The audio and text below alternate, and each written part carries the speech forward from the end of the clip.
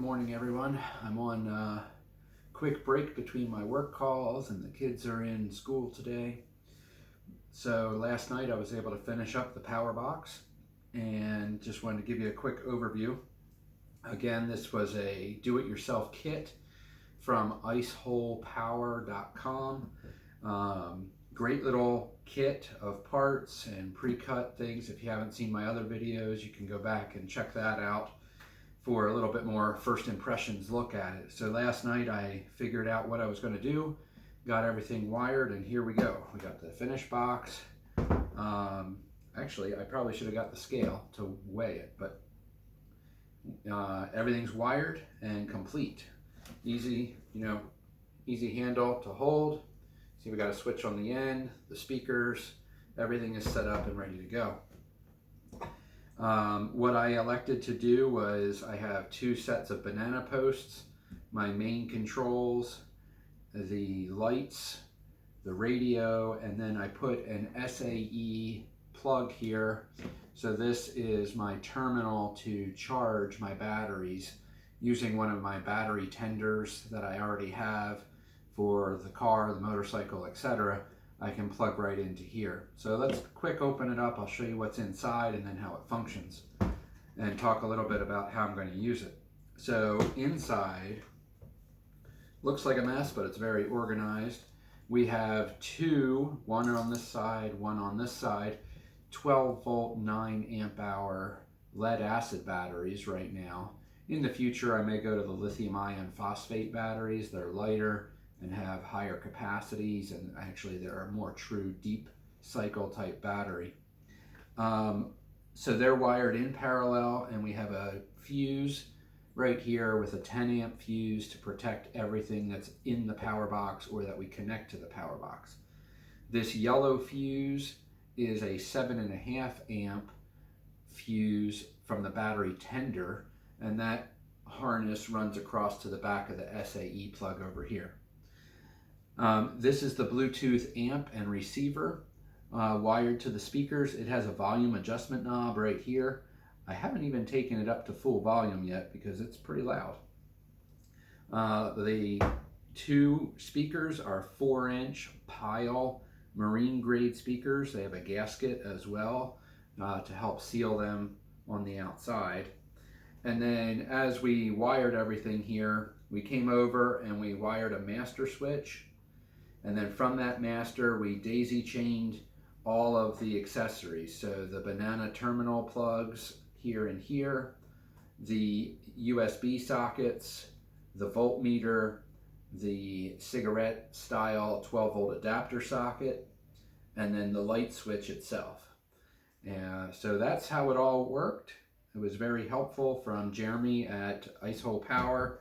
He does these do-it-yourself videos that show you how to wire things.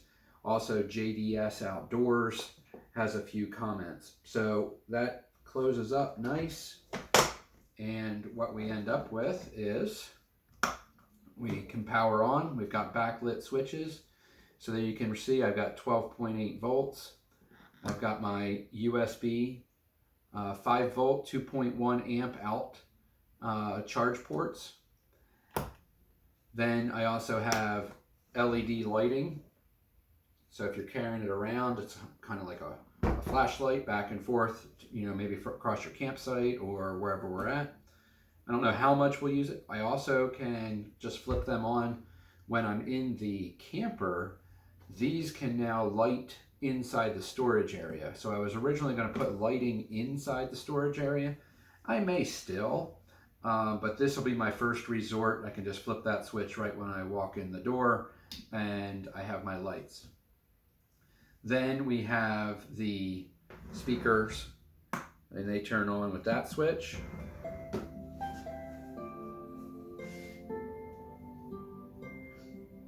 Bluetooth mode. So there's the Bluetooth mode, and it connects to my phone.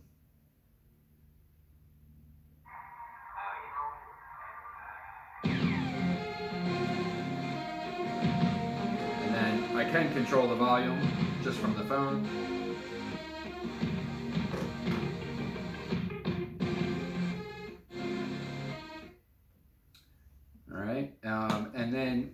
have already set up for in the camper.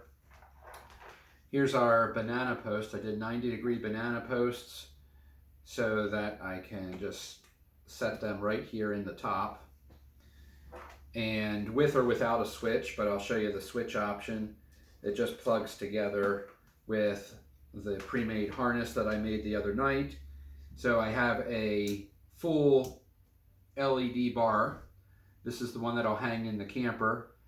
This is the way it can be configured. When we're going to bed at night, I can plug my phones in to charge them, and then I can just reach up here and turn the switch off here, as it's right up at the light bar in the camper. Alternatively, my awning lights, I'm going to have a similar harness, which fits great in these iced tea containers. These harnesses are just folded up, packed right in there. So they'll be nice to store in the camper. And we're going to have one on the patio, and then this is our inside light. So that's how everything turned out. We're going to do another video actually with everything in the camper, see where it's all placed, how it all works. And in that one, I'll make sure I get a weight as well. So the last thing to do is just another shout out, Ice Hole Power. We're going to stick that sticker on here and prepare for the next one. As we get our awning lights set up, I have everything ready to go. Let's see, we'll put this over on this side.